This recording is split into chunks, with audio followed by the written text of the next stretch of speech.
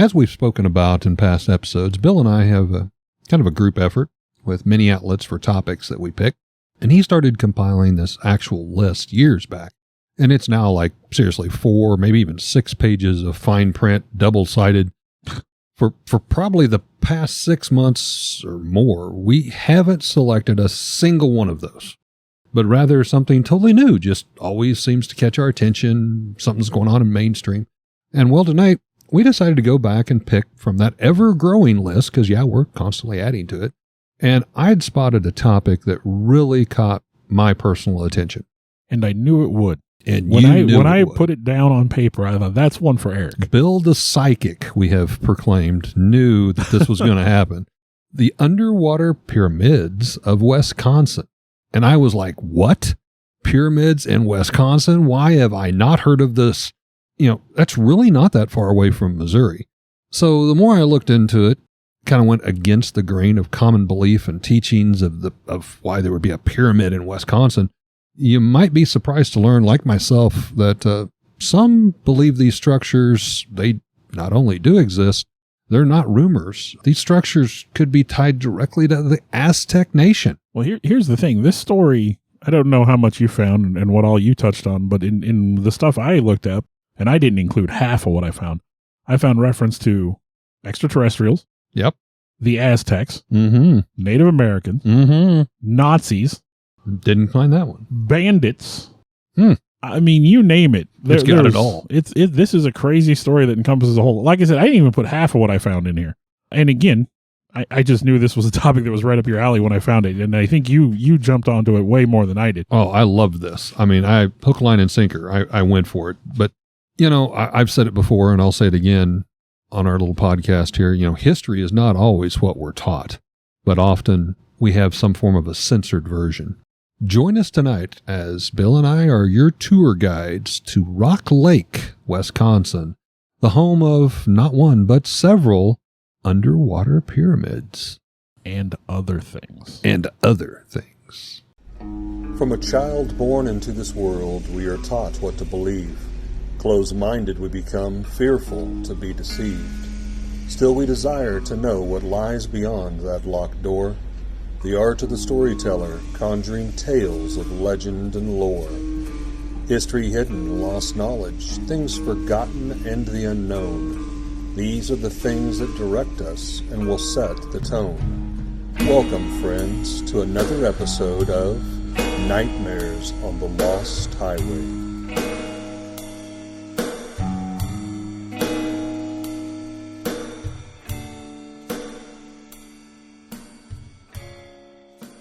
This story actually had a full feature episode on History Channel's America Unearthed series, which personally I'm a big fan of. If you haven't ever watched this series, obviously History Channel doesn't endorse us or anything for this, but the host is Scott Wolter, or Wolter, I believe he pronounces it. He's a forensic geologist, and he's somewhat of a real-life Indiana Jones of sorts. Travels across the country, across the world, uncovering some of the hidden treasures and mysteries that for the most part have been removed from our normal mainstream teachings and our histories, or covered up as to not affect the delicate balance for us to question history into accounts. So I wanted to kind of jump in. Aztec Empire 101, classes in session. Kind of some common facts. Number 1. Emerged in the central Mexico area in the early 1300s, and they ruled the area for over 300 years. 2. They conquered neighboring tribes, fiercely defended their territories. 3. They're known for huge markets, open-air markets, pyramids, and for traveling traders from tribes who traveled all over to trade their wares with other tribes, as well as for knowledge. 4. Built a city of Tenochtitlan, where present-day Mexico City now resides. Number 5, corn or maize is the backbone of their empire, not only for agricultural, but trade and food, and even to the point where they worship a god and a goddess dedicated to corn. Oh, and then there's the fact that they were firm believers in human sacrifice, especially to these particular corn gods or deities, in hopes to appease them for bountiful corn crops. Now back to the city of Tenochtitlan. This is where New Mexico City is today.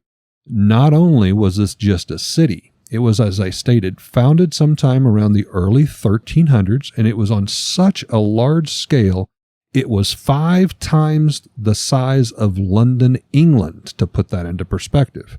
There were thousands and thousands of Aztecs, and within this city, the main city walls, there were divided walls and well-defended boundaries. They were one of the first civilized tribes that we find and can prove had different class structures, like the lower worker class, middle class, and upper class. They had walls within their cities dividing these areas even within that city. They had a government of sorts. They had laws. They had enforcers. They had art, agricultural, medicine, and so much more. So why would the Aztec go to Wisconsin? That's an obvious I question. was going to say, that's the next question. Why are we talking about Aztecs In New Mexico, when we're talking about pyramids in Wisconsin? in Wisconsin. Now, before we get too much further, Rock Lake is a lake in Jefferson County, south central Wisconsin. It's approximately 20 miles east of Madison. The lake itself is 1,365 acres. That's big. And at its deepest point registers 87 feet.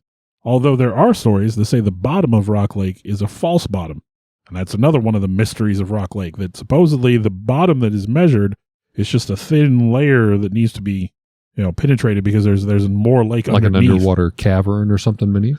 I didn't really understand what they were getting at with the false bottom top. Well, I do know even at Bennett Spring, not too far from us, divers who have went into that spring area, you get to a point where the water is bubbling up and gravel kind of hovers, levitates, and it gives the illusion that that's the bottom, but divers actually can go through that, fight that pressure. So you've got this lake, and man, there are just stories after story after story about this place. But, how do the pyramids figure into that? So with all of this information about Tenochtitlan in Mexico and the advanced civilization of the Aztec, why on earth would they have possibly been in Wisconsin, Northern America? It could all go back to the treasured crop, the backbone, if you will, of the Aztecs, corn or maize.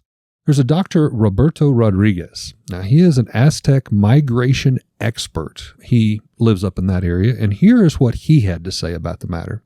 In his own research, Dr. Rodriguez interviewed several Native American elders of various tribes, not only in Mexico, but also the various tribes, some of which have changed their names throughout the centuries. Essentially, most of them are now identified as the Mississippian tribes.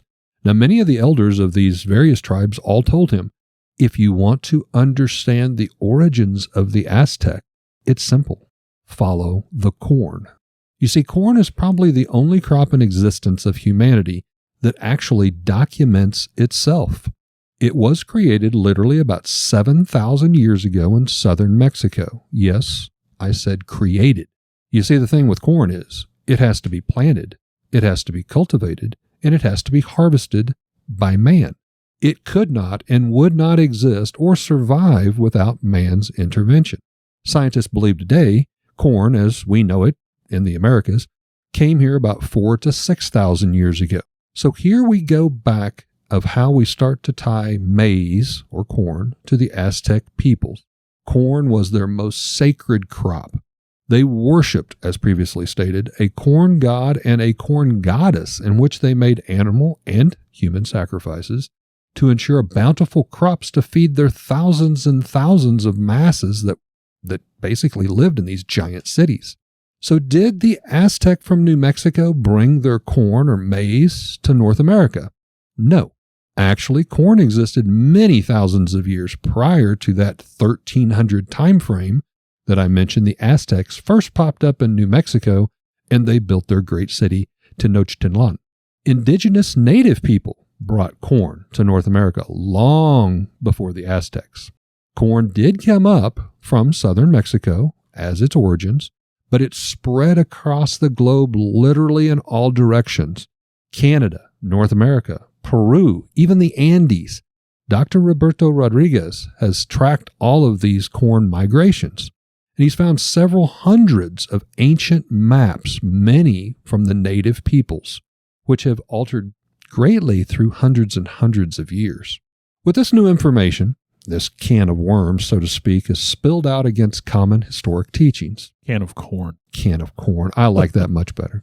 Dr. Rodriguez believes the Aztecs did not come from Mexico to northern United States, but rather the opposite. He believes the ancestors to what would later become known as the Aztecs actually originated in the United States, then migrated south to the border to establish their empire. The Aztec people had what were known as Pochecta. These were powerful classes of Aztec merchants who traveled and traded throughout the continent. Often they traded copper bells that they made, macaw feathers, and some of these same artifacts that we associate directly with the Aztec today. So Aztec ancient history and origins. We're going to dive a bit deeper. If you research Aztec history, it's commonly accepted, even by their own accounts, the Aztec never claimed or showed in their own history that they originated in Mexico. Quite the contrary. They state clearly they were from a much, much more northern region referred to as their homelands, or a place that they have given the name Aztlan. Now, Aztlan was considered the mythical homeland of these peoples. It translates loosely to either a place of the herons or a place of whiteness.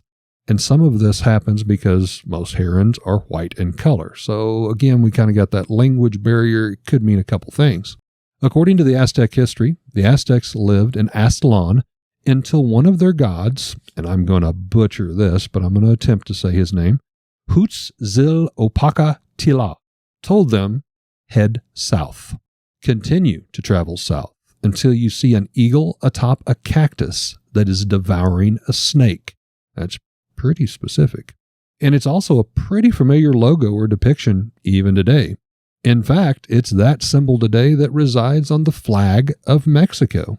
But back to these ancient maps and how that possibly ties to prove the theory of the early Aztecs starting in the United States and then migrating later to Mexico.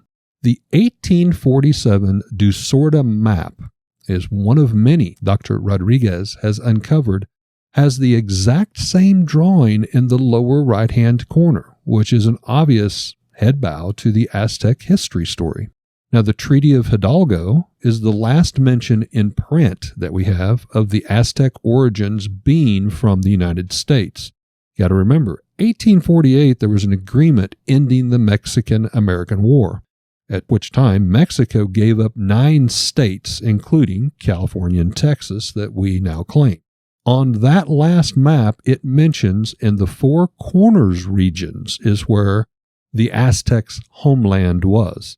Now, that would be the Colorado, New Mexico, Arizona, Utah, kind of in that region where they all met, the Four Corners region. On that particular map, it states Concepcion Antigua Rústica de los Azteca. Okay, not so great at saying all of that, but literally, it is in a squared off area on the map. The text translates to ancient ancestral home of the Aztecs. It is on this map, last appearing in 1847 before the close of the Mexican-American War. Now, Dr. Rodriguez has found and possesses access to over 200 other maps predating this map, which, as I said, was the last mention in print we have of the Aztec homelands. All of these other ones, it was general knowledge. It's on every one of them. One of the older maps are actually at a stage where you go back so far, several of the older maps state, however, the Great Salt Lake in northern Utah is the region where they believe the saltwater body of lake is, and they believe that was the original Aztec homeland. So we've even got some conflicting stories as we go back further in history. Nonetheless, it was still North America. And if you take the translation of the Aztec homelands, it actually translates from a large body of water or an island that is found there. Now, obviously, the Great Salt Lake in Utah, I've actually been there a couple times. It's a pretty good-sized lake. I'm not going to say there's not any islands out there, but I don't know of any big islands. But geography has changed a lot through the years. On some of these old maps, it does actually show that in that area, the lake was much, much larger, and there were multiple islands. Well, as an aside, the Great Salt Lake is about gone these days. Yeah. Now, if you ask him why these things were not brought forward on the maps after the Mexican-American War time frame of 1847, he explains it kind of awkwardly. He says, well, especially back then, Mexicans were not often welcomed in North America. And so when the new Americans, now claiming this as their homeland, shouted back to the Mexicans, "Go back home," well, that kind of sent a mixed message. Go back to your home, Mexicans, when in fact their home was now what the new Americans claimed as their home. So they worked to erase this from the maps and history, to tie the so-called Mexicans to now stay south of the border, so to speak, even out of Texas and California, which were part of their lands at one point in history. I've mentioned it before, but it's worth bringing up again, especially with my wife having direct Indian ancestry. We new Americans were a bunch of a-holes. Then we have the language connection, linguistics. Aztecs spoke a language known as Nahuatl, which is part of a family of languages that stretch all the way from Canada all the way down to Central America. Now here's just a few examples of what I'm meaning. The state of Michigan, for example, in Nahuatl is Michoacan, which means a place of fishes in Euro-Aztecan language. You can definitely see Michigan, Michoacan. It actually sounds quite close. Another word is for the word of a shoe. In the Aztecan language, Mocatzin, very similar to the native people's moccasin. So many words like these literally have the same meaning from Canada all the way down through North America to Central America, going back thousands and thousands of years. So there was definitely someone traveling these long distances, doing trading, sharing of knowledge, and obviously this language that is connecting these languages together. Dr. Rodriguez states boundaries exist only in our minds and our heads. They are not geographical, as we have been taught. They were imaginary lines to help distinguish different tribes or clans when sharing stories with others from afar, rather than simply saying north, south, east, and west. He goes on to state that this is quite evident in tracing ancestral origins of the native people and to the Aztec. We have thousands and thousands of miles of these great mounds that appear in multiple states, stretching again all the way from Canada, all the way down through North America to Central America. Regardless of what you believe these mounds were intended for, whether it be burial chambers for giants, often referred to by the native peoples, or places of worship, or places of sacrifice, or all of the above, the fact is that similar mounds do exist all across North America and beyond. So, there's a lot of connections there. You get all this history about the Aztecs, and again, we're talking about a lake in Wisconsin. So why are we doing this? And maybe if you dozed off during my history class. Yeah, I guess I'd be lying if I said I wasn't distracted for a moment. I can take constructive criticism. History is your thing. I'm fascinated with the stories of certain things, but when you start deep diving on the history, which is your thing. I love my history. And again, why I knew you'd like this topic, that's just where I get lost. You nailed it. So when you talk about the history of this, I start in the 1830s. I don't need to go back 3,000 years. That's too far. The claim is that these pyramids were built in the lake by the natives of the regions. Now, the story from the 1830s is that it was the Native Americans of the region, which I suppose, if you want to follow the history that Eric provided, the Aztecs would have been Native Americans at the time. Mm-hmm. And when I say Americans, I just mean of America. I mean, I don't understand North America, South America. I mean, it's all the same. But the stories go that some of the native Winnebago and Ho-Chunk peoples have stories about a sunken village of rock teepees underneath the water. And these stories started to spread in the 1830s when the first pioneers came to this area of Wisconsin between what is now Milwaukee and the capital of Madison. As a matter of fact, the Lake Mills Chamber of Commerce has promoted the legend that these are built by Native Americans and that these large stone surfaces were built in a valley. These pyramids were built in a valley with the hopes of ending a drought and with the gods responding by filling the valley with water, creating the lake as it is today. So it worked. Yeah, it worked. Now, the story really began to take off in the early 20th century in or around 1900 when local brothers Claude and Lee Wilson were duck hunting on Rock Lake. Now, that day, the water was abnormally clear. It's my understanding the water is usually kind of murky. And due to a drought that year, the water was also abnormally low. And so after rowing out to the middle of the lake, the brothers saw a stone structure sitting on the bottom. And they had actually touched the top of the structure with their paddle as they were, rowing through the lake. Now, looking around, they supposedly found 2 other similar structures not too far away. Now, unfortunately, when the rains returned and the water level rose, the pyramids kind of, receded into the depths and were not seen again for quite some time.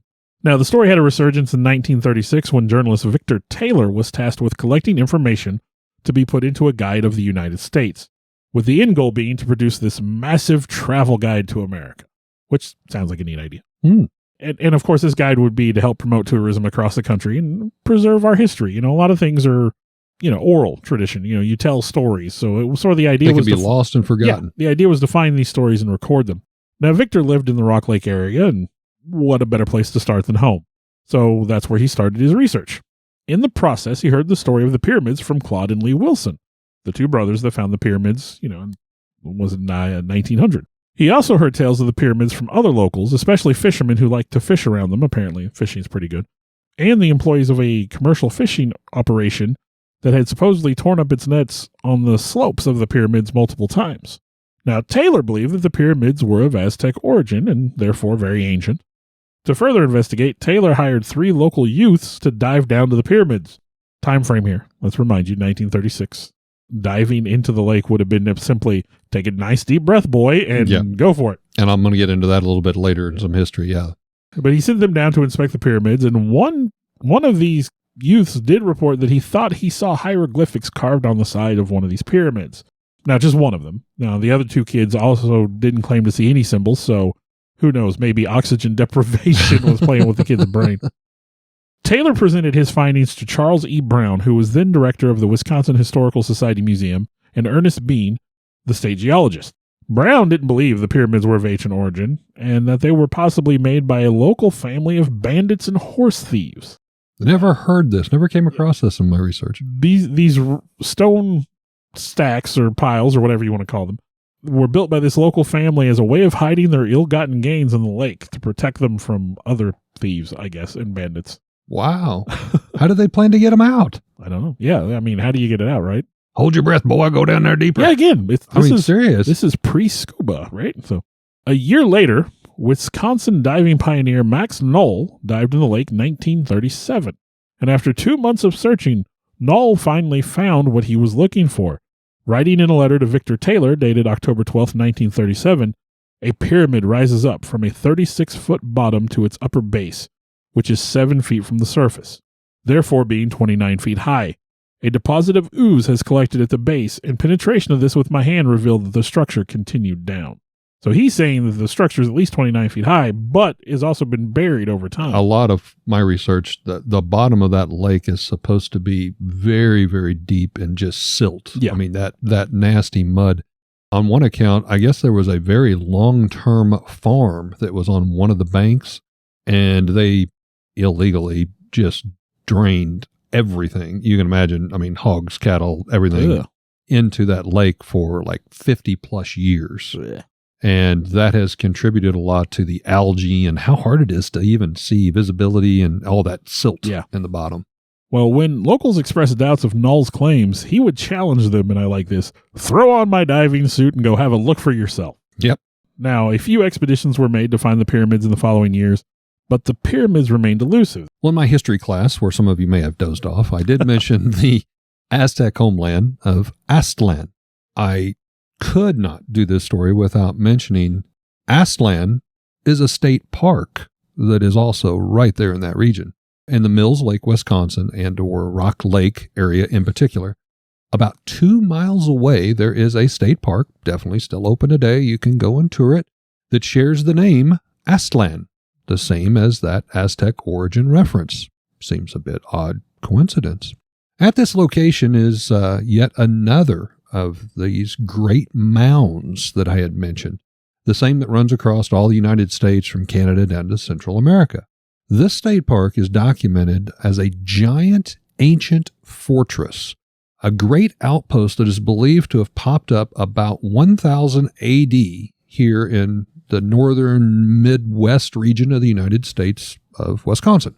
Now, the time frame of 1000 AD, that kind of holds some significance in history overall.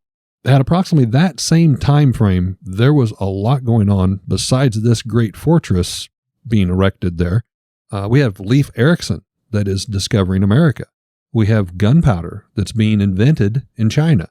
We have King Henry I, who was the reigning monarch in all of England. We have populations on the rise as never seen before. And of course, with this inflated population, conflicts of these ever-growing populations, different tribes and clans, communities were starting to butt heads. Now, this was exactly what was going on here in Wisconsin and caused this very well fortified outpost, one of the most fortified documented of its kind in all of North America.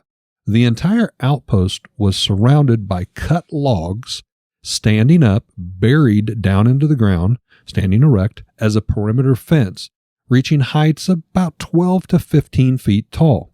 Now, these then had mud and clay as much as a foot to 2 foot on either side of the post, meaning the post would be the center of the wall. So we easily have walls that are, 3, 4, maybe even 5 foot thick, 15 feet high. This would be like a castle wall. Were they trying to stop monsters? I mean, funny you should mention. There, once again, Native American tribes mention giants. Ah, okay. So they may have been trying to stop monsters. May have been trying to stop monsters. I mean, why else 15 feet high, a minimum of 3 foot thick, upwards to 4 to 5 foot with thick? Primitive weaponry, you weren't coming through that. No. So, I mean, that would have been overkill. I was going to say the exact, you took my word right out of my mouth. Total overkill there. Anyway, this fortress was investigated and studied by archaeologists who found proof using the city's ancient city dump, so to speak, that it was used for at least 100 years. So the people that lived there were mostly farmers, again, based on what they dug up out of this dump, but also hunters. They grew corn, was a huge thing that they seemed to have a lot of respect for, but they also ate squash and some other plants, and they hunted local wildlife, including deer, to help maintain themselves. Now, within the walls of this great fortress was a multiple level mound. Actually, there were like 4 different mounds, which greatly resembled early pyramids found similar in Mexico to that of the Aztecs. I'm talking about the silhouette design, if you will. They have a totally different look than, say, the pyramids of Giza. So if you saw any of the pyramids in Mexico, well, they're more of a stair step. I was going to say Aztec Mayan pyramids, the Egyptian pyramids are smooth-sided.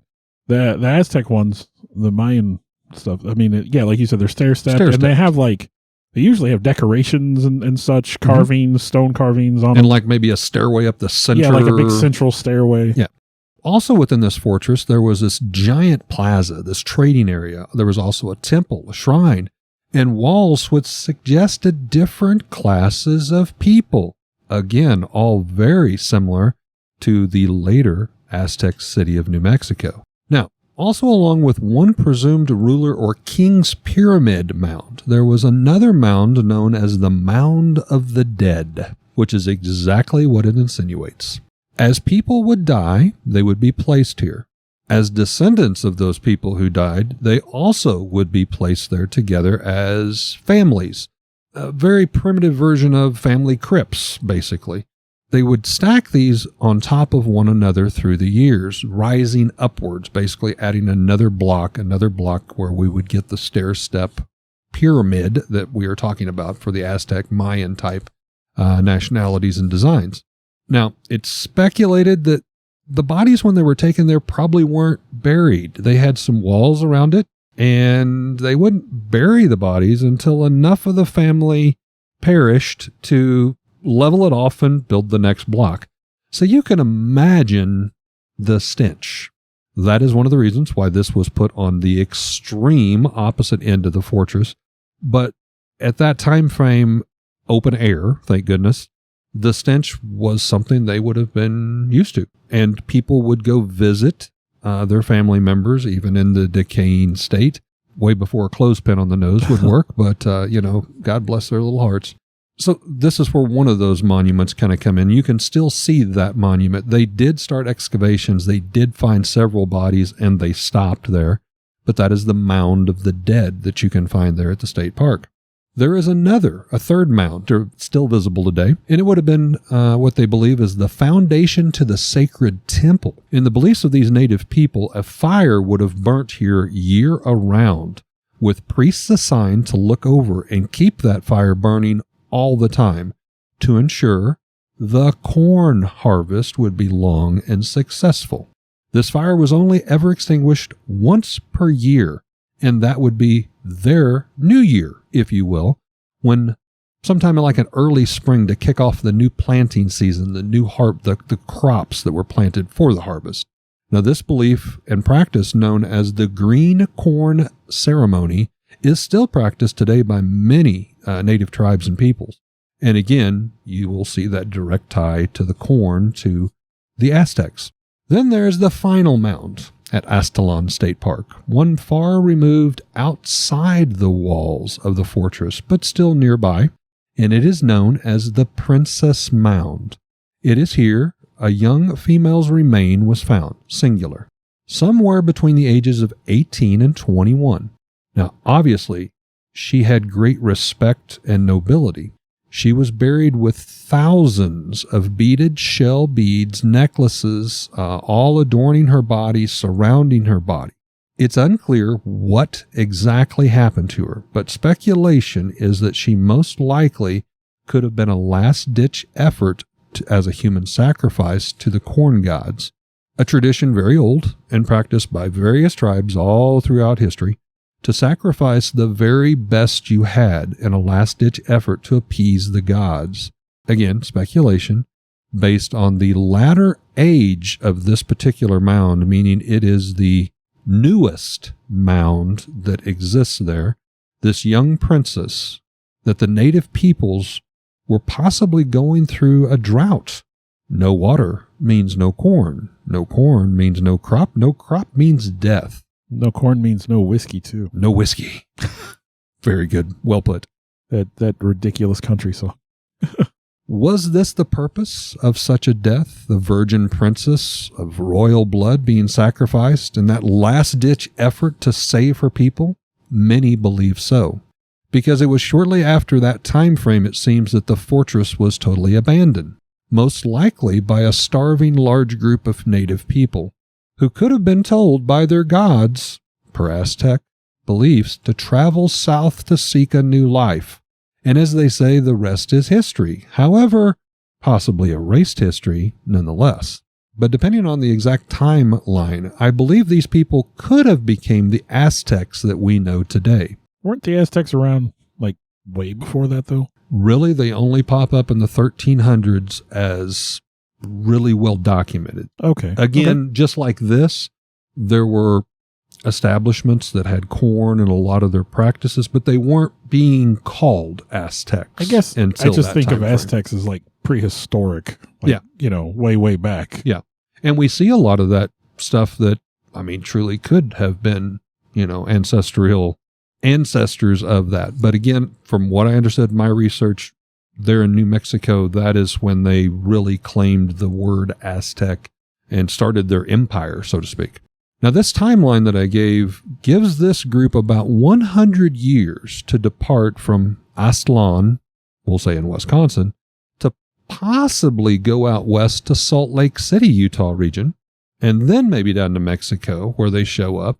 Or maybe these people in Wisconsin came from Utah and then went directly south. There's still a lot we don't know. And again, a lot of this is speculation. But there's too many coincidences. Now, during my research, and Bill has covered part of this already, but there is a historian, Frank Joseph. He's a researcher and enthusiast with a wealth of information gathered on the Rock Lake, Mills Lake, Wisconsin area pyramids. But not just that, he's an author of numerous books. He's the first to say he has had no formal training as far as an archaeologist, but he's surrounded himself with experts in various fields for his own research. He's written, as I said, multiple books on the subject. He has dove into the Rock Lake on over 100 individual scuba dives, capturing some of the only known photos, collecting rocks, mortar, sediment from the locations. Some of that information and scientific proof that we have today is all contributed to Frank Joseph. As Bill had mentioned, it was the summer of 1900, the severe drought when the two brothers, some say fishing, some said they were duck hunting, but they thought this pyramid, they had the freeform divers, going and all that. And again, they described teepee type stone stacked structures or a pyramid. News traveled quickly around Wisconsin, and many local newspapers picked up the story, which led to kind of a fandom, at least for a short period of time. It was even said that the two brothers, they got back to town and brought back dozens of people immediately, like the next day. They had marked on the shore where they had got out on the boat where this had occurred. They went right back to the site. Dozens and dozens of people were able to see this. It wasn't just them saying the story. There was, 30, 40, maybe even more people that witnessed the same accounts that the two brothers explained. And then, as Bill had alluded to, there were several of the younger boys that dove down just holding their breath and, laid hands on the stone structures and such. But eventually, this news traveled to Milwaukee, and there the editor of the Milwaukee Tribune decided he needed to send a reporter to cover the story, to get to the bottom of things. Another dad joke there. In those days, there was a direct train route, as it would be from Milwaukee directly to Lake Mills, Wisconsin. Interestingly enough, missed by the reporter entirely was the history behind that particular train station of the story he was assigned to. For you see, the train station was built on the southernmost part of Rock Lake. And when construction crews started leveling and laying out the land for the train station, they had to level and unearth a particular large hill, or a mound, that seemed very odd in shape and even questioned at the time, saying, this doesn't look natural. Now, during this time frame when this groundwork, this prep was being done, that mound was discovered literally with thousands of human skulls and various bones. This was documented in the early paperwork of the town and is even said to have appeared in several local newspapers. A few pictures still can be found.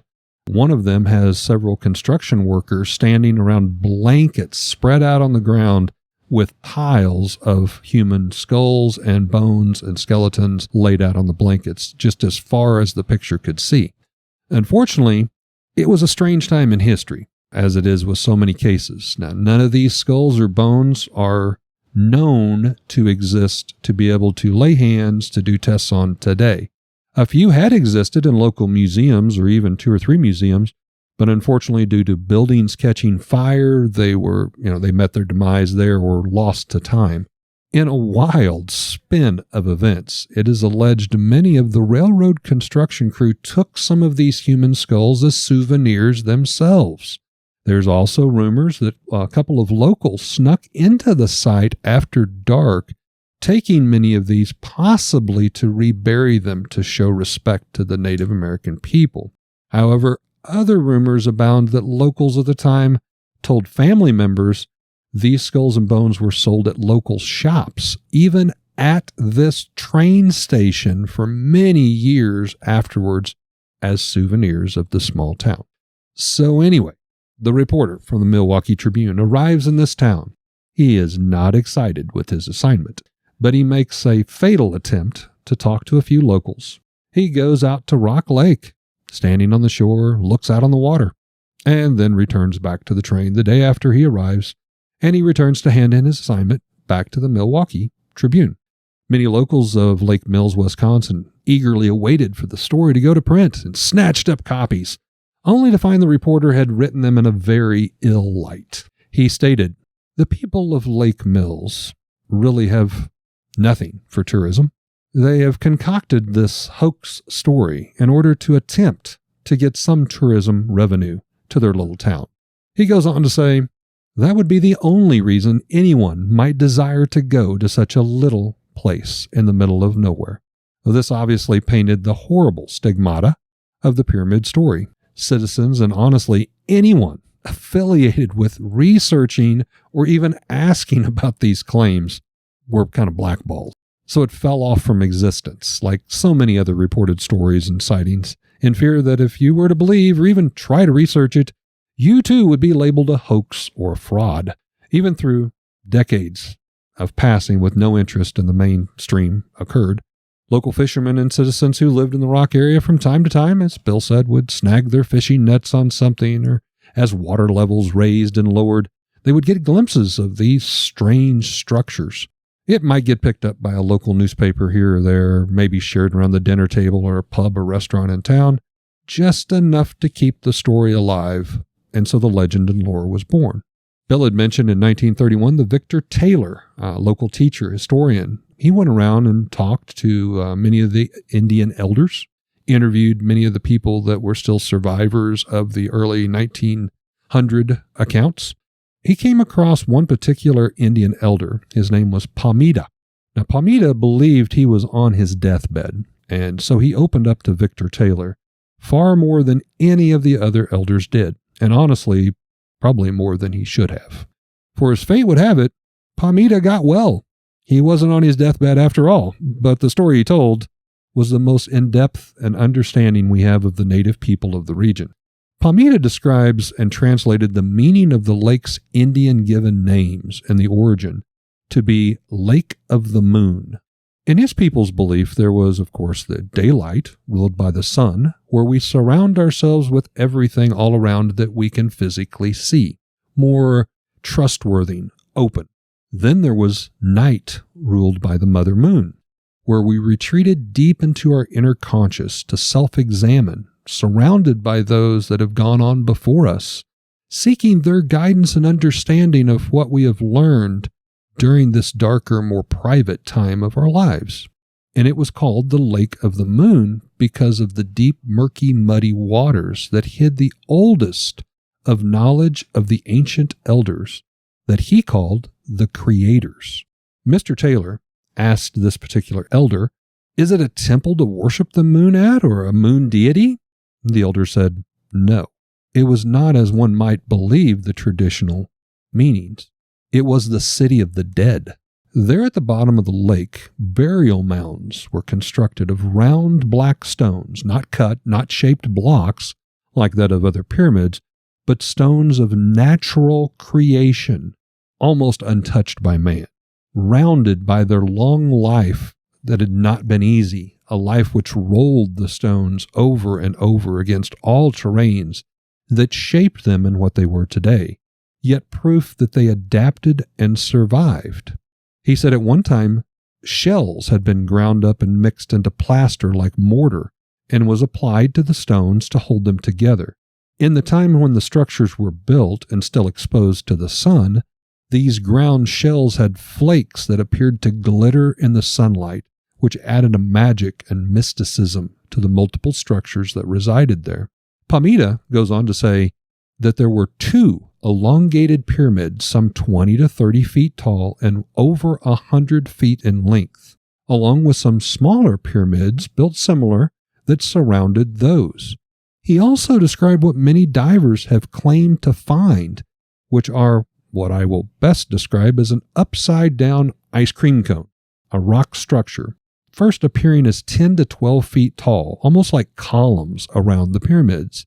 Now, these are documented in many native Indian histories. They were a type of a burial chamber, but not maybe what you would expect. Imagine, if you will, an ice cream cone turned upside down, built out of stone, meaning with a point rising to the top, and wider as it would go to touch the earth. These were hollowed out, hollow in the center, just big enough that a human could crawl inside while still alive. Here, they would escape the troubles of the world, and all around them, the column walls would be possibly 4 to 6 feet thick, again, hollow on the inside where the human would be. Sealed inside of those walls all around you were your ancestors' remains that had passed away. Inside this cone column, if you will, a person is believed to have been able to channel with the ancient ancestor spirits, blocking out the light and the sound with the thickness of the walls all around them, and enter into a trance-like state similar to that of a sweat lodge. Pamida warned the teacher and researcher that this was the holiest of all sacred places to their people. The location, the ground, obviously the structures were built on, and all the burial grounds Victor Taylor handed in all of this research to some of his local colleagues at colleges and institutions, where he did not get the response he had hoped he would. He had done his due diligence to collect this verbal information as no other person had done before him, and understanding, and simply to say, hey, there may still be something to this old story. Still, the local colleges and institutes were unsure, but Taylor's perseverance and dedication finally got the colleagues to fund 2 early divers to investigate the lake of these structures. Now keep in mind, as Bill stated, old-style dive suits, these heavy weights and giant domed helmets, literally with a hose coming out of up to the surface that the diver would breathe in, weighted on their shoes, their boots.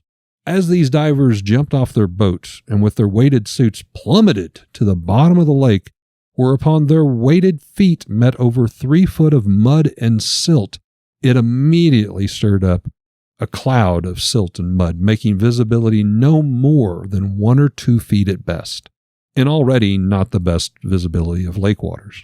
Guess what? They didn't see anything. So after tracking and traipsing around on the bottom, building even more clouds and muddy silt up for several hours, making seeing even each other impossible, they decided to return to the surface and report to the colleagues. We found nothing at all.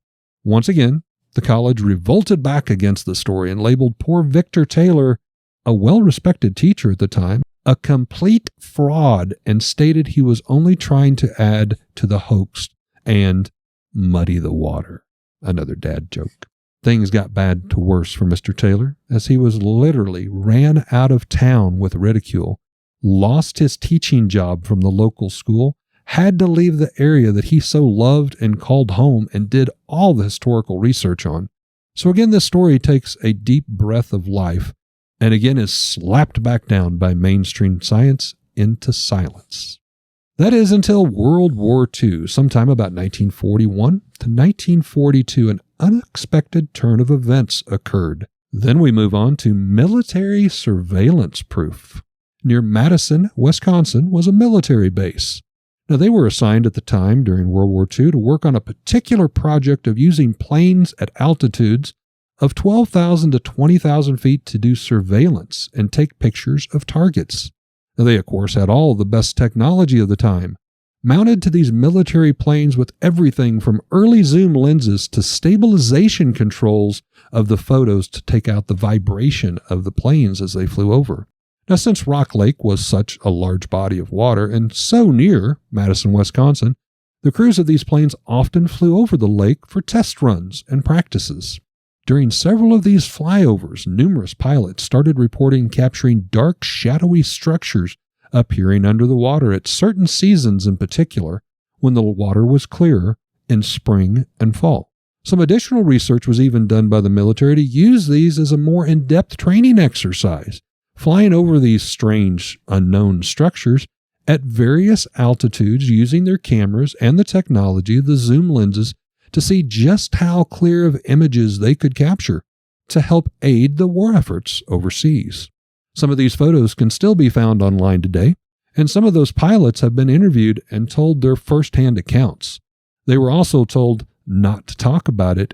As of that time, it had become part of the military actual training for the base, and therefore was now considered confidential. So existence of the pyramids receives little support from mainstream science, like Eric had touched on. Former state archaeologist Bob Birmingham was quoted as saying that the tales were just a bunch of baloney, and the structures were just rock piles left behind by glaciers. When interviewed in 2019, Rick Kruger, Wisconsin's top underwater detective, said claims of pyramids in Rock Lake were just so much loon poop. Loon poop. Stating, quote, "You can look all you want for pyramids and other man-made structures out here, but all you'll find is regular old rock piles left by the glacier 10,000 years ago. Compared to Madison's Four Lakes, the bottom of Rock Lake has very few things people left behind." And of course, with me being a monster lover, while researching Rock Lake, I found stories of the Rock Lake monster named Rocky. Rocky! And if you bear with me, I will tie this all back to the pyramids. Rocky was first spotted in the lake in 1867. A man named Harbeck claimed to have seen a large lizard swimming in the lake, and also claimed later to have had an encounter with the beast on land, saying that the creature was in the reeds along the shore, And as he walked by, the creature lifted its head, hissed at him, and then quickly made its way back into the water. Others reported seeing a creature that resembled a sea serpent swimming just under the surface, and the beast is known to come to the surface, raise its head, and hiss aggressively at anyone that comes too close. In the 1870s, a man named Hassman encountered the creature close to shore. At first, he mistook it for a large tree limb floating in the water, but as he got closer, he saw that it was in fact alive and huge. Frightened by the size of the creature, for some reason, Hassman tried to stab the creature with his walking stick. Okay. The creature erupted into a thrashing mass and then dived back under the water, speeding off towards the middle of the lake. The most famous sighting of Rocky happened in 1882 when two men, Ed McKenzie and D.W. Siebert, raced rowboats across the lake. One of them saw what looked like a large tree trunk floating across their path, and as they slowed down to avoid hitting the obstacle, a large head and neck rose up nearly 3 feet out of the water, opening its mouth wide and hissing angrily at the two men. The monster then dove back into the murky water and disappeared. Not knowing quite what had happened, both men sat there in their boats afraid and kind of in shock, I imagine. The race is off. And then without warning, the large head and neck rose up again out of the water right next to Mackenzie's boat. Terrified, the man began to yell, "Bring a gun! There's a big thing out here! Come quick and bring a gun!" Yelling as loud as possible, hoping someone on the shore would hear them and come to their aid. Meanwhile, Siebert took one of his oars and began to swing at the creature and slapping at the water, trying to drive it off. Now, eventually on shore, John Lund heard their shouts and saw what was happening. He quickly gathered up a group of men, and they all jumped into a boat and began to make their way to the two men fighting this monster in the middle of the lake. As they got closer, one of the men, named Wilson, in the rowboat raised his shotgun and took aim, and as if it knew what was about to happen, Rocky turned toward the oncoming boat, bared its teeth, let out another angry hiss, and dove back into the depths. Now, Wilson continued to keep his shotgun trained where Rocky had disappeared, just in case, but the creature never returned, and all three boats beat a hasty retreat. Wow. Now, Rocky sightings become far more uncommon after the 1882 encounter, and some believe that Rocky may have moved on to Red Cedar Lake a few miles away, possibly by an unknown underground stream that could connect the two lakes, because in 1890, farmers around Red Cedar Lake began to see a serpentine creature in that lake that had never been seen before. Interesting. Shortly after it appeared, a farmer came forward saying a creature like a 20-foot serpent grabbed one of his hogs off the shoreline in its jaws and drug it into the lake. The creature was then said to have gone on a rampage along the shores of Red Cedar Lake, snatching up any livestock that got within grabbing distance, with partially devoured cattle, sheep, and pigs found floating in the lake in the days to come. Okay, now I saw, the reference to Loch Ness. You're saying it went up on the banks, so does it have flippers? Was there ever a good description? Does it have legs? I've given you the description I have. Loch Ness had flippers, and it's considered to go up on land, so okay. So the creature became such a concern for those living around Red Cedar Lake that many residents packed up and moved during the creature's residency, if you will. But then a couple of years later, the attacks suddenly came to an end, and nothing more happened at Red Cedar Lake. Now, almost 50 years later, in July 1943, 15-year-old Joseph Davis was fishing on Rock Lake when he noticed a wake rolling along the water. Now, with no other boats visible, he wondered where this wake was coming from. Then, about 20 feet away, the body of a large creature rose up to the surface. Davis watched the creature slowly swim through the water and then dive back down again. This would be the last reported sighting of Rocky. Interesting. This, of course, may seem unrelated to the pyramids at first, but there is some connecting tissue here. Firstly, the Ho-Chunk legends tell of a huge and terrible monster that lives in Rock Lake, with elders claiming that the creature has a large head, great jaws, and a snake-like body. These same stories claim more than one of these creatures live in the lake. The legends also go on to claim that 3 native shamans in the area would create a monster to protect the dead that were interred in the pyramids. And so Rocky could be this legendary guardian of the pyramids of Rock Lake. The protector of the city of the dead. Like so many small towns that we've talked about in the past, Lake Mills embraces the story of the pyramids. Yay for them. You can literally eat, sleep, drink, work, and play at places named after the monuments. There is the Pyramid Motel and Liquor. It's an interesting combination. The Pyramid Driving School, Pyramid Silo Service, Pyramid Supper Club and Lounge. The symbol for Terranina Park on the lake displays 3 stylized pyramids amid rippling waves, and the Lake Mills Area Chamber of Commerce uses City of Pyramids as the slogan on its website. Then, of course, the state park. Yeah. Aslan. So I think, after all this history talk, we can get into some headlines. Sounds good.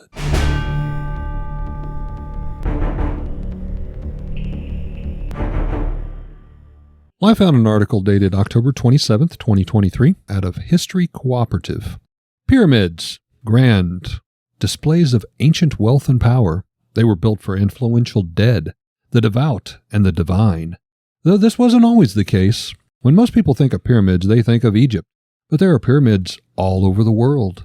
Pyramids in America first appeared 5,000 years ago. Nearly 2,000 different pyramids can be found in North, Central, and South America. They exist from Peru to the United States.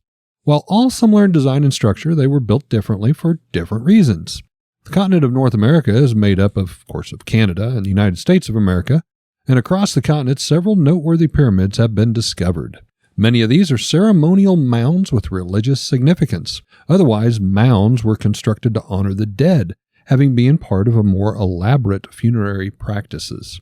But what about here in the good old United States? That's what we're talking about tonight. Yes, there were pyramids in the United States, and not just Bass Pro Shops Megastore Pyramid in Memphis, Tennessee, and you could even scrub Las Vegas's Luxor in your mind. We're talking about real historic pyramids here. Pyramids in the United States may not look like their counterparts in the rest of America, but they're pyramids just the same. The most famous pyramid structures in the United States are mounds, credited to cultures collectively identified as the mound builders by historians. The mounds could have been created for burial purposes, like Monk's Mound for civic duties, but the most famous pyramid in the United States is located in the archaeological site Cahokia, home of Monk's Mound. Cahokia was an extensive settlement during its heyday with thousands of years before Europeans ever stumbled across the American continent. Now, of course, the Cahokia Mounds are located in Collinsville, Illinois, just across the river by nearby St. Louis, from where Bill and I are sitting at here in Lebanon, Missouri today. Not too far of travel. Cahokia's overwhelming success in trade and manufacturing meant that the ancient city grew to an impressive 15,000 in population. Recently, the Cahokia Mounds Museum Society has put forth an AR, augmented reality, a project to reflect how Cahokia may have looked during its peak. So if you want to go to the site and view it, this is some new technology that they have put, and basically it's all part of like the new gaming systems and everything that you can experience. Like, sounds like a walkthrough where you can see people. Pokemon Go is a good example of an AR thing where you have the images imposed upon real life, and so that's an AR game. And then they're using it for all kinds of stuff nowadays. You can do like home improvement stores. You can see how a thing will look in your cabinets house, installed in your house and all that. That sounds pretty cool. You can actually go tour this. This is something they've been working on for many years, and you can actually maybe walk up and see some of the peoples doing their things and stuff simulated. The mounds in Mississippian culture, they are different looking. Mississippian culture refers to basically all the Native American civilizations that flourished between 800 CE and 1600 CE in the Midwestern, Eastern, and Southeastern United States. Mounds in these cultures were largely ceremonial in use. They were and are still considered sacred. The oldest mound identified dates back to 3500 BCE. Unfortunately, mounds as they pertain to the Mississippian culture, along with numerous other sacred indigenous sites, have been threatened in the past because many are mistaken as natural hills or mounds rather than man-made wonders. And it's up to modern man to preserve the few that still exist. I talked about that in the story tonight when they built the train station there on the southern tip of Rock Lake. They questioned it. It doesn't look quite natural, but they dug into it and found thousands and thousands of human skulls. So they are around if you know what to look for and where to look. And again, with that time frame, so much nature has taken over and just totally, hidden them from our view. My story is from KDHL 97.9 FM, which I tried to say in my best radio. I was going to say, I want a radio voice with that. By Ken Hayes, dated April 18th, 2023. Devil's Lake, Wisconsin, squid-like monster, sighted as recently as 2017. Devil's Lake, that's a good name for a place with a monster. It's a good name. So after talking about Nessie, the author wondered if Wisconsin had any lake monsters. We've already talked about one, so why not talk about another? The answer was yes, which again, we've already talked about one. We know that. Check. But there have been sightings as recently as 2017 in Devil's Lake. Devil's Lake is in Devil State Park, which is located in southern Wisconsin, 3 miles south of Baraboo. Wisconsin's got a lot of devils. Devil State Park is also an Ice Age National Scientific Reserve, created in the 1960s to protect glacial landforms and landscapes. Now, the story goes that many generations ago, a native tribe was attacked by a vicious monster in Devil's Lake. Members of a hunting party were out at night on a quiet night. The water was still. The moon could be seen reflecting on the water, when suddenly tentacles shot up from the water and crushed the canoes. Then the tentacles pulled the people under the water, and none survived. The story continues that the screams of those being attacked alerted members of the tribe on shore, who could only helplessly watch as everyone was killed by this monster. Oof. Now, eventually, missionaries entered the region, and the Nakota Sioux shared their story of the Devil's Lake monster. They told another story about how years after the attack that I just talked about, a drought had left the lake so low that it was basically split into two lakes. In the center was a strip of mud, and on this strip of mud was a huge fish-like creature stuck. They said the creature had a long neck, a small head, and a wide body. It's a very familiar description. Mm-hmm. And it was thrashing, trying to swim free, which it eventually managed to do and disappeared under the water. Now, sightings continued. The daughter of a local marshal stumbled on a carcass that had washed up on shore, and it was described as being 20 feet long, weighing 1,000 pounds, having 9 limbs, and the body of a cow. 9 limbs. Now, as for the 2017 sighting that I talked about, an aerial photo taken by a local blogger, Derek Maleth, shows a large, dark shape just under the surface of Devil's Lake. Some people speculate that the monster could be a surviving species from the Ice Age, and missionaries claim to have seen a swimming dinosaur-like creature in their time there. Either way, there are certainly plenty of weird stories about the lakes in Wisconsin. Interesting. So, Bill, we've talked about in tonight's story the whole on again, off again. This is a serious pyramid. No, it's not. It's a hoax. It's, what is it? It would have to really be exhausting and frustrating if you were personally, involved with that. If you discovered something and nobody wanted to believe you and you know what you saw and people going to laugh at you. So I'm going to turn that into my question tonight. And we're going to get a bit down, dirty, and personal for us both regarding this podcast, Nightmares on the Lost Highway. As you know, we cover some pretty crazy stuff on here from time to time. In our topics, while we may agree or believe or disagree or not believe, a lot of them go against what I will continue to call just mainstream beliefs. Have you ever taken flack or backlash or feared it for being involved with this podcast? To, if you feel comfortable, explain. Well, I just started a new job. Well, just started back in December, and that kind of turned my life upside down a little bit. And not knowing these people, I had overheard a conversation where they were talking, two of the employees there, the people that work with me, were having a conversation about strange and unusual things. And, I have a tendency to pick up on that kind of stuff. I didn't say anything at the time, but later on I was talking to one of them individually and we had a good conversation. I thought, well, I know he's already talking about things like this. So I said, it was really difficult for me not to jump in on that conversation because I do a podcast about those kinds of things. And so he asked me some questions, but it's definitely something that I wanted to not talk about too much. The place, they do a lot of different things that, again, it's a whole new work environment for me. It's a different place. Right. They do videos to introduce new employees and meetings and things like that. So I'm afraid that I'm going to have to do in one of these videos. And I hope the question is not, hey, what's something that a lot of people don't know? Because I don't know that I would necessarily want everybody there to know that I do this. Advertise that at a personal level. Not that I don't want more people to know about the podcast, but yeah, there's definitely, some people are okay with it. Some people, not as much. So I get that. Well, personally myself, while I was working at Emerson, we both worked at Emerson. That's where we first met and, struck up these type of conversations at break time and such, and where we kicked off the podcast. There were definitely some people out there that I didn't want to know that I was involved with this. I'll leave it at that. The way you paused there, you didn't want to know. I kind of feel that way. There's a lot of people there I didn't want to know. Well, okay. I didn't want them to know. No, the way it but you paused there for a moment, so it sounded like. I can't say I've ever gotten backlash, with the exception of one ironic family member, who shall remain nameless. She is older, and while she never told me this personally, I guess she told my dad that she just couldn't listen to our podcast any longer. And of course, I had to, why? Was there a particular thing that prompted that? That's why, I'm like, well, okay, I can respect that. What we do is not for everybody. I totally get that. But why? was there something, like you said, that I set her off on? And Dad said, well, it was basically she felt that most of the topics that we discussed were satanic. Well. Now, ironically, I will say in the most polite way I possibly can, without a shadow of a doubt, this woman is as far from a church-going religious person that I would consider.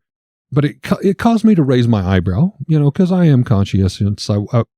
I do, I won't say maybe worry about what people think. I've got to an age anymore where I can't say I don't care at all what people think, but it doesn't bother me near as much as what it used to. I am me, take it or leave it.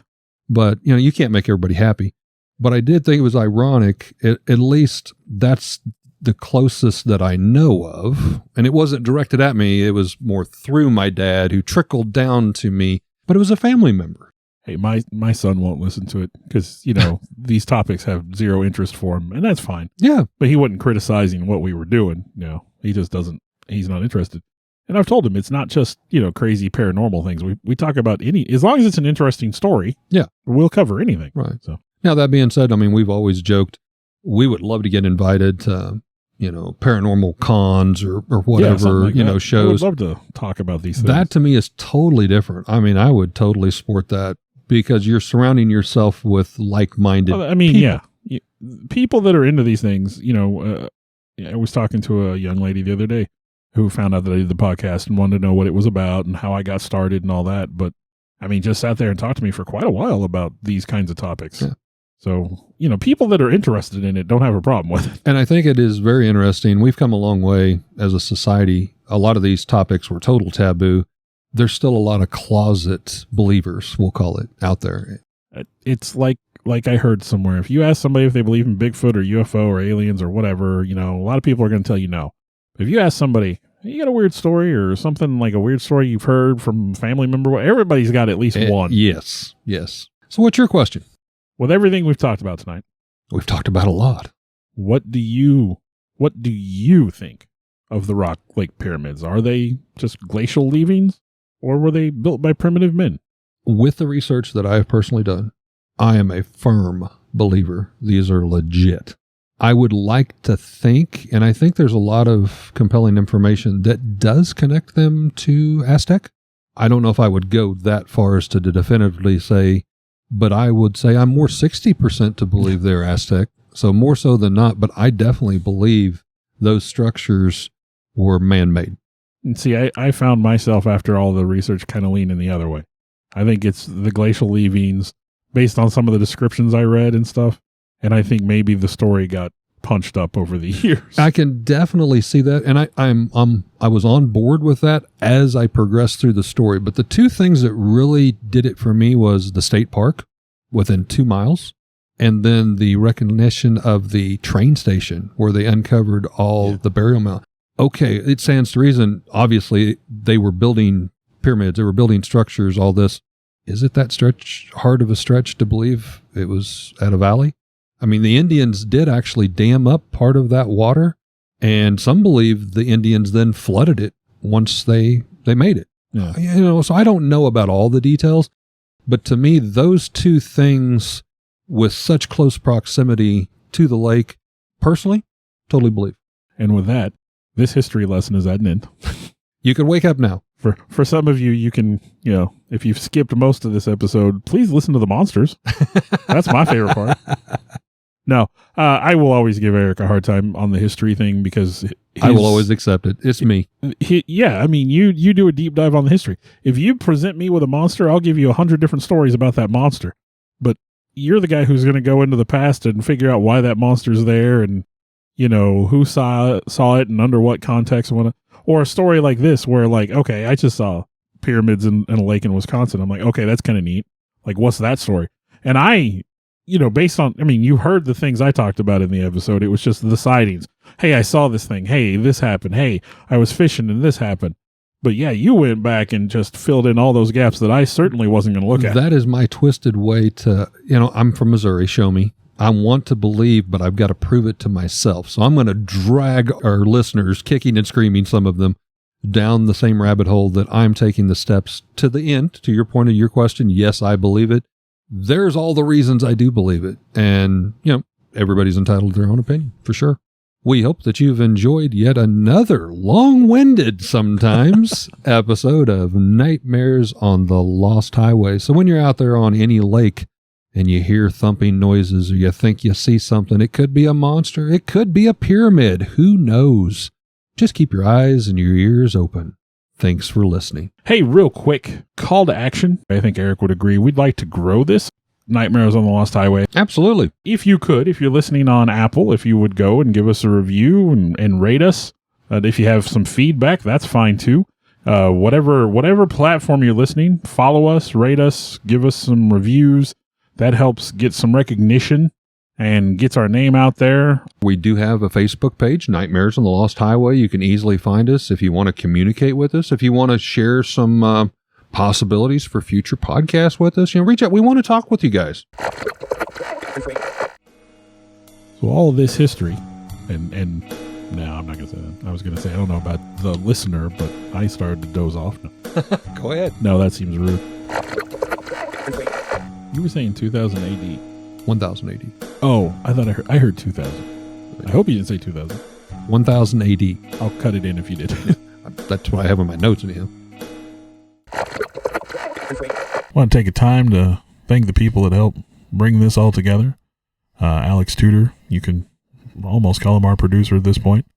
Sarah Tudor, who also helps with some of the technical stuff. I want to take a moment to extend thanks to Eric for letting us use his space to record in, kind of our makeshift studio.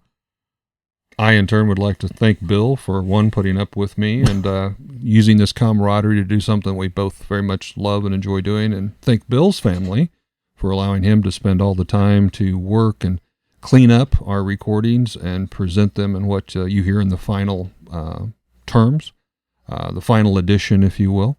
And I'd like to thank all of you for continuing to listen. I know we've got some loyal followers out there.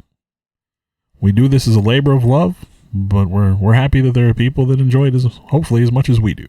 Thank you very much.